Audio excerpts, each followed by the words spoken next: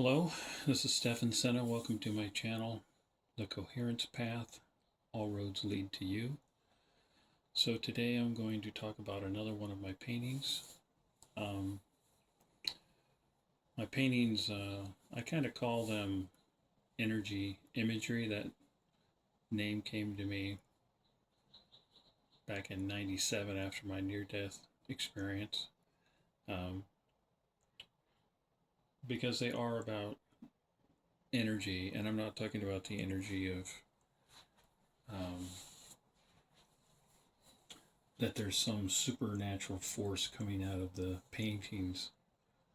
Um, I think of energy, I used to think of energy in sort of that way in a vibrational point of view, but now realizing that life is basically about making decisions, good or bad, um, I think about energy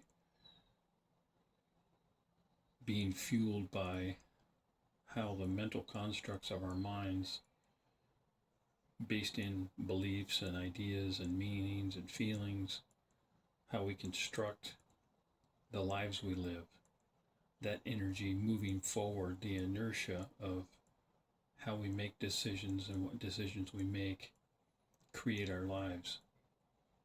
And so my paintings are visual representations and metaphors of mental constructs that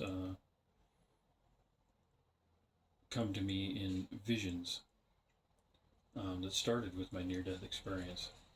Now, I would say that probably 99% of my images come from instantaneous visionary experiences when I ask the question, what do I paint? Um, but there is a percentage of images that unfold. So when I say unfold, I mean that they happen over maybe the course of minutes or hours as I work on a painting. And in that category, in that instance, it's usually the case, if not always the case, that there was some intention that I had starting the painting. Um, Usually I don't have an intention whatsoever. I don't sit down and pre-draw any of my paintings. I don't think about, oh, I need to paint a painting that's going to influence the way I think and feel about, memory or um, how to focus my mind. I never that never even comes into any of it because it's just something that happens for me since my near death experience. I ask the question, what do I paint? And an image comes to me. Now, this painting I just finished uh, is one of that very small percentage that began with an intention. And I received an image or outline of this painting, but basically it was just the main part in the center here of the figure. My intention was that I was listening to some near-death experience stories on YouTube, and someone was sharing the fact that they had, in their near-death experience, had been greeted by and communicated with a being um, that uh, communicated with them, and their perception was that it was, you know, their perception was that it was Mother Mary or Christ. I can't remember which one it was, but it gave me the idea that, oh, I have done a couple images where there's a central figure um, in the image because it just came to me, either through a very interesting experience, a personal self evolutionary experience, or through a flash visionary experience when I asked the question, what do I paint? But when I was done listening to that podcast, I was thinking, oh, well, it'd be kind of nice if I had a visitation. And that was the only thought I had. That was it.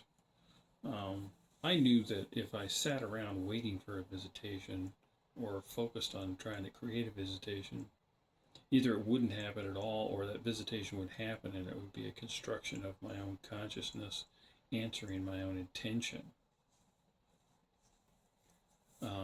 Again, all of that happened in a millisecond. And I don't know, it wasn't even right away. I think I'll close the window here.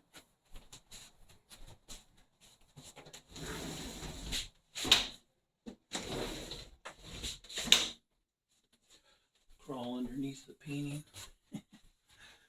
under the camera. Anyway, I was playing a little hide and seek there. Anyway, all that thought, those little thoughts happened in a millisecond. And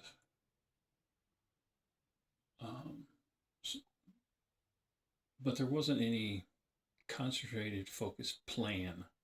There never really is on any of my paintings except for my non-visionary paintings, which are, landscapes or paintings of flowers or, maybe an animal. Those I plan out. I plan the composition. The subject needs to be a third in from one side or the other, a third down, top or bottom. It needs to have 80% medium tone, 10% dark darks and light lights. There's certain rules that most paintings go by. And so if I plan out a landscape painting or an image of an animal or something, then I go by those rules. But visionary paintings, I don't. So anyway, I didn't start this painting right away after I had those thoughts. Maybe hours later, the next day, I can't remember. But anyway, I just started playing around with this canvas. I did the central shape of the figure, and that's really all I had to start with. And I figured, well, it'll just create itself, and that's what it did. But I did think about like a feminine form of energy. Outside of our bodies, we're not male or female. We can identify as whatever we want. But outside of these physical bodies, there's nothing that determines or constructs us as beings, being male or female, because we inhabit all of it. And I truly believe we inhabit all of that energy in our bodies if we choose to be aware of it. If you want to be polarized male one way or female the other way or in between or whatever, that's a personal choice somebody can have. I personally have never really, I identified as heterosexual because I'm not, particularly attracted to men as far as romantically. But at the same time, I don't have any, issue with anybody's choices. I know quite a few people that are and family members that are either gay or transgender, and I just see people as souls and accept everybody's desire to be whoever they want to be. But anyway, as this painting began to unfold, it became more and more of a feminine sort of tone, let's put it that way. But I didn't really cognitively, I didn't think about that so much. Like I painted the central figure. Instead of a face, I saw this window to a staircase of waterfall leading up to a sky with a moon in it. Um, that window sort of took on a capsule shape. It also kind of reminds me of the shape of a baby in a little papoose. You know how the Native Americans put their babies in, swaddled them in these leather um, wraps, and they wore them on their backs. So it kind of symbolizes a sleeping child to me as well.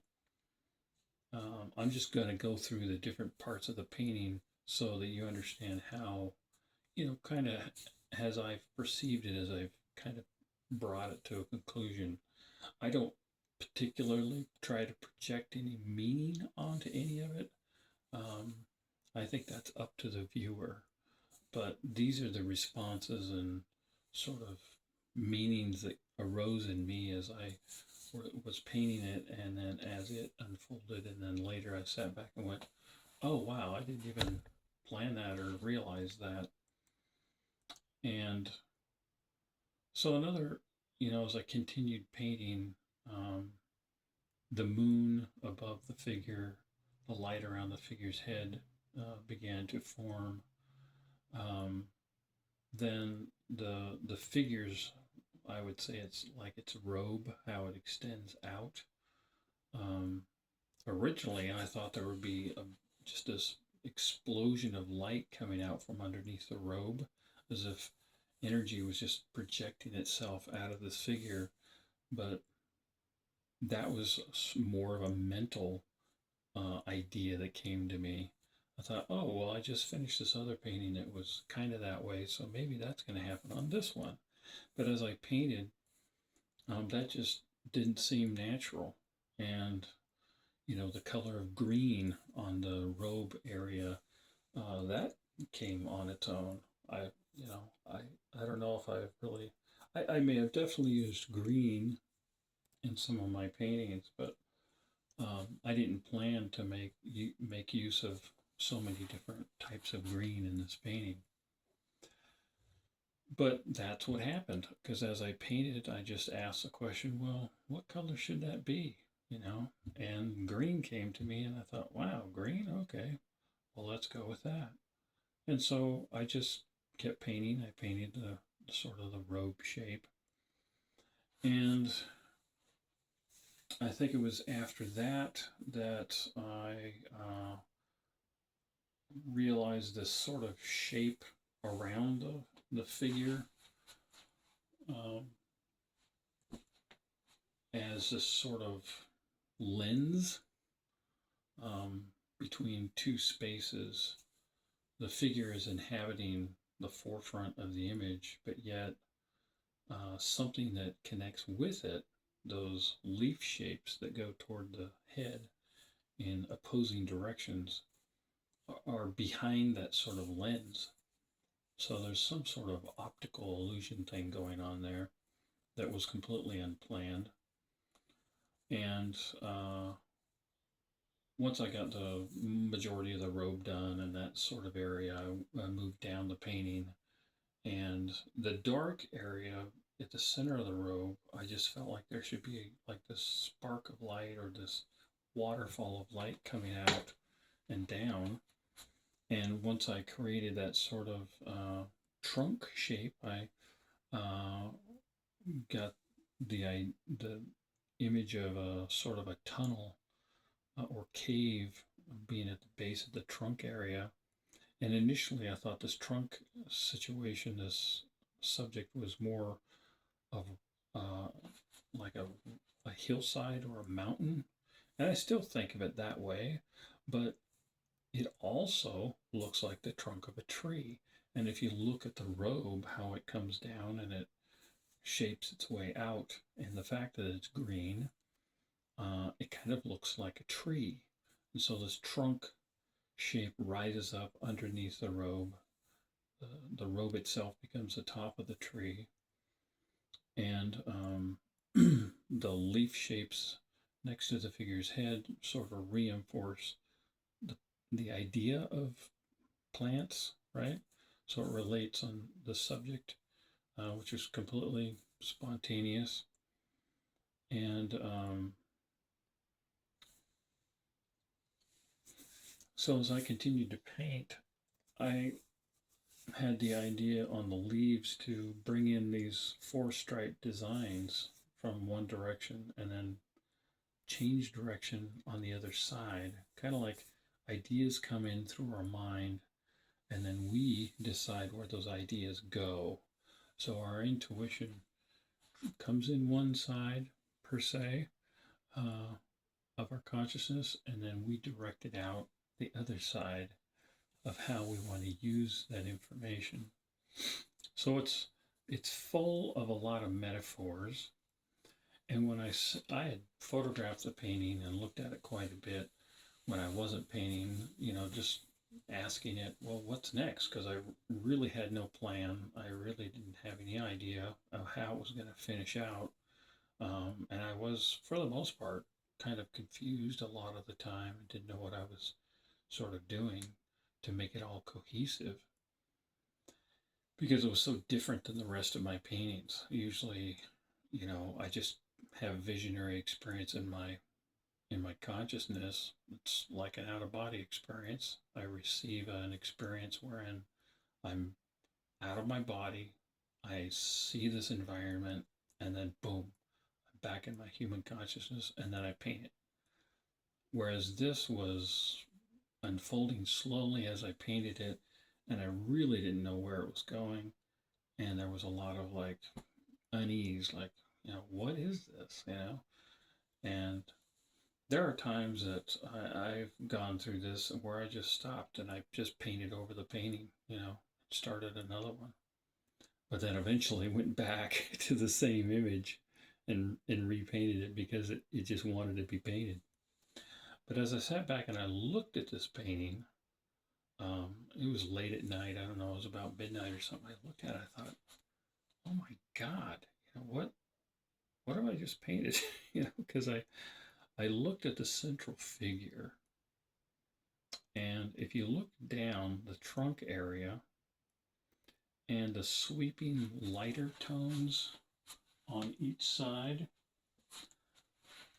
to me they looked like buttocks, like and the central, the midsection, the middle being feminine, uh, sexual organs, and the tunnel obviously having a meaning, the birth canal, and so the way that I shaded the cave sort of above the tunnel in the rocks even lends itself to even more describing feminine sexual organs. And none of that was intentional. Um, and again, I don't ascribe to the thought that we have a subconscious mind.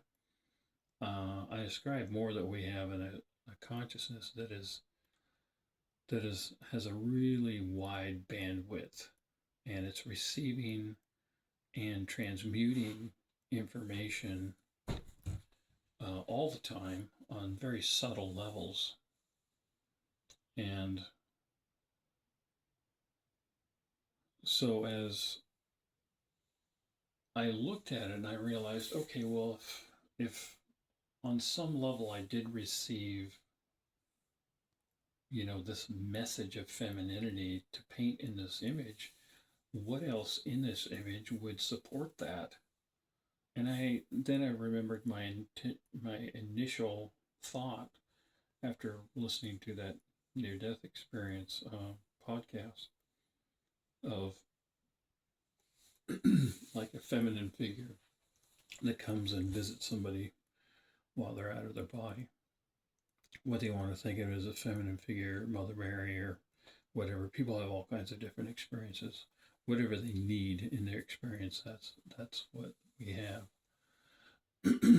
That's why one person will see Christ, another person will see Mother Mary, another person will see Buddha or Muhammad or their relatives, or whatever we experience is specifically designed for our own consciousness at the time that we have that experience so that we get the message. And the message is always, hey, let go of judgment, become awareness, and start learning how to make good decisions to be unconditionally loving and kind. That's really what the core message is. But as I looked at this image as a metaphor for femininity, then I saw that the the, the image of the child in a sort of nestled over the face of the feminine form related to the fact that it was a feminine form. And we come into this world, we all do, through, a feminine form. And there's a bond between that feminine form, the mother, and the child. And once that child is born, the mother never really, in the beginning at least, never sees herself again. She only sees the child. She begins to see the whole world through the child because of the deep love she has for the child. And if you're a parent, then you know that you just start to live for your kids. That's not always the case. People go through a lot of different experiences. Maybe they're not ready to be a parent and they make really bad decisions. That happens. It's unfortunate, and but you have to make the decision to. Well, I shouldn't say have to. If you're willing to make the decision moving forward to learn how to love and be a good parent, then that will shift and you will do that. But in general, a parent, whether it's the female or male, you stop living for yourself and you start living for your child. And so I thought it related in this image that this sort of abstract design of the child, which is nestled in this sort of wrap. That's the only way I can think of it. I mean, on the surface, it looks like a staircase, sort of a waterfall staircase, but to me, it looks also like stitching of fabric together, binding a child to his body so it can sleep. And the circular part with the moon is kind of like the head of the child, top of the head of the child, as it's sleeping. Just like the Native Americans used to do. I think they called them papoose. I'm not sure. If you're Native American and you know, you can chime in on the comments. But the large leaf shapes to me represent the power and majesty of nature. That our intuition, our ideas, our individual power to decide how we make decisions in life, the meanings that we place on events, are all a natural ability within all of us. And we see that in nature. Nature chooses to evolve and grow, lower its entropy, and to collaborate and diversify itself to help the rest of the planet. And we, as souls living a human experience, can choose to receive information, make decisions, and then let those decisions go out into the world and affect things positively. Okay, so then I step back farther and farther from the image, not physically. I just sort of looked at some more subtle designs within the image. If the robed figure is feminine and there's light coming from the birth canal, which our spiritual or conscious rebirth brings light within our consciousness, right? It casts out the darkness that we've been holding on to, any meanings that we've been hanging on to, regrets, bad memories, hard feelings, judgments. That light casts all those out because we're either going to be conscious beings and we're going to grow and we're going to make better decisions, or we're not. And if we're going to make better decisions and become more conscious, that means that everything that's in the way has to fall away. We have to shine the light on everything within us and let all those shadows disappear. And if they don't disappear, it's because we're not paying close enough attention to them. And I'm not saying that's easy. It could take years to do that. But that's what that light of being reborn within ourselves does. It chases out the shadows, and we die to that old self. We become reborn, and that conscious awareness rises within us, and we become a new being, like the child in the figure. We become a new version of our conscious self.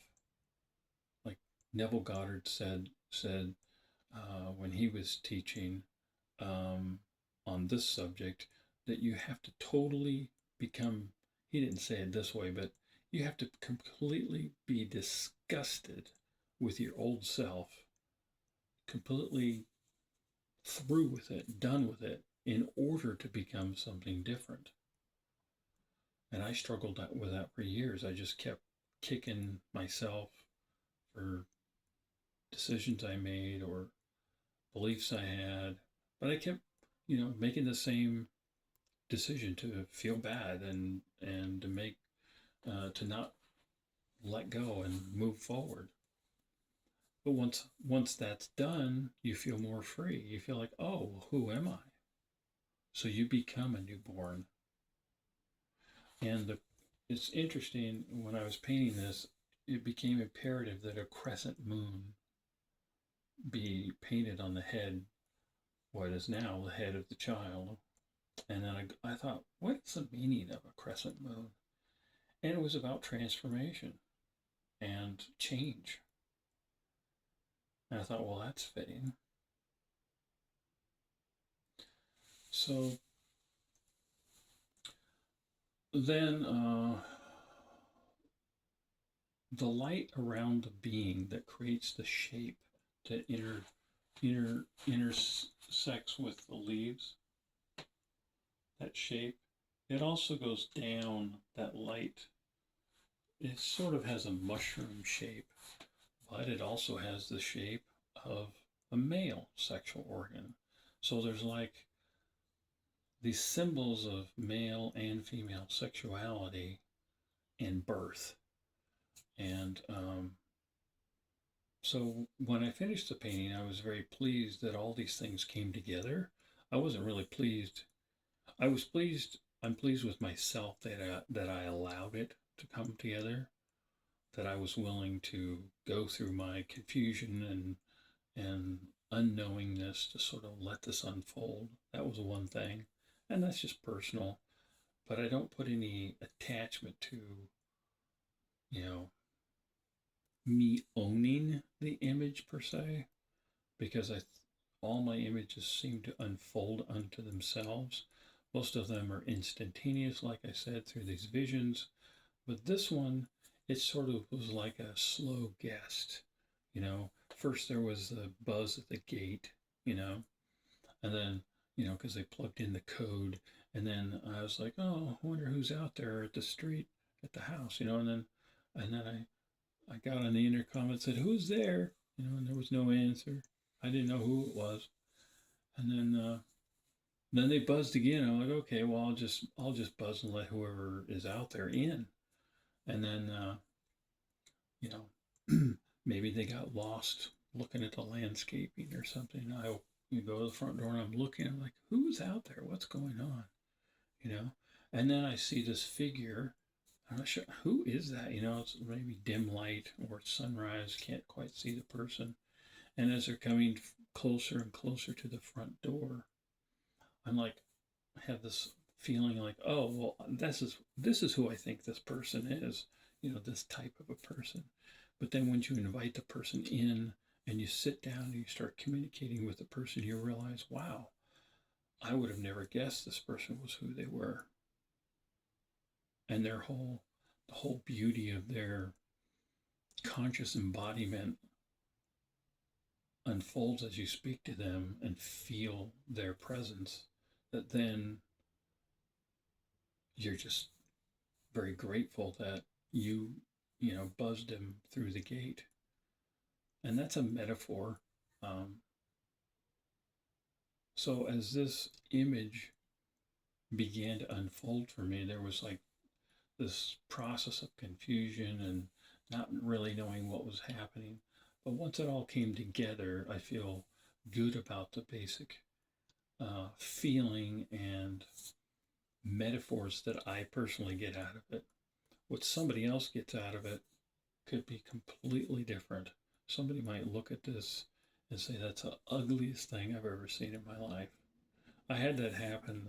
I painted a painting, I called it The Healer, and it was the image of a energetic sort of figure floating above the water. And I since have painted over the top of that painting. I might repaint it sometime, but I was low on canvases. This was years ago, and I thought, well, I'll just paint over the top of it, no big deal. I don't think I photographed it or anything, but I put it up in like a art show. I wasn't trying to sell the images. I just wanted to see people's response. And one couple walked up to it, and I think it was the wife said, "Oh, that's such a beautiful painting. It makes me feel so good." And then about 20 minutes later, another woman walked up to it, and she physically started shaking, and she literally stomped one of her feet when she looked at the image, and she said out loud, there was nobody standing around, she just spoke out loud. I was sitting in a chair about 20 yards away, just acting like I was reading a book, but I was taking notes of how people were responding. And she shouted, I mean, literally, she voiced her feelings out loud. She said, that is the ugliest thing I've ever seen in my life. So that was two completely polarized emotional responses to that image. So what you or somebody else might respond to this painting is your own consciousness and your particular, where you're at the moment. And I don't make any judgment whether that's right or wrong, um, because in the end, it's just paint on canvas. Just like you find a rock in a creek bed, you might pick it up and you might think, oh my gosh, this rock is a sign that the rest of my day is going to go well. And somebody else might look at the same rock. You could set it down, and the next person come up and they happen to look at the same rock and they'll go, this is a really ugly rock. And they'll just throw it out in the middle of the river. So the meaning we put on something is our own conscious choice. Now, there are things that obviously we can all agree on, like somebody robbing a bank or, throwing rocks at cars as they drive by. Those are really bad ideas, right? So we can all agree on that. But when it comes to, images, and I'll have to go through this in another video. There's one writer that I like. He wrote a book about, he was a psychologist. He wrote about how people respond to images, and that the image itself inherently is just the image, but it's the person's response that is dictated by the person's consciousness. And those were the feelings I had years before I found his book. I just stumbled on his book in a garage sale. It's not sold online. I've never seen it in any bookstores. And fortunately, I have a copy, and maybe I should reprint that book. Who knows? But anyway, this is an explanation or sharing of how this painting unfolded. It sort of decided how it would be born, and I just went with it. If you have any questions or comments, please leave it in the footnotes of the video. Subscribe if you like. And I appreciate you stopping by. I look forward to painting another painting. I have another one already ready to go. I'm excited to see what happens next. And I'm very grateful for being an artist now, which I never wanted to be. That heated argument I had with the universe